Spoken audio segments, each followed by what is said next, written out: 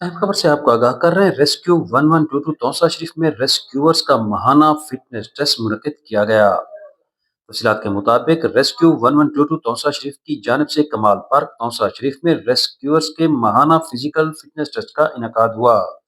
ये सरगर्मी इदारे की इस मुस्तकिल काविश का हिस्सा है जिसका मकसद रेस्क्यूअर्स की जिस्मानी फिटनेस, पेशेवराना महारत और इमरजेंसी हालात में कारकर्दगी को मजीद बेहतर बनाना है।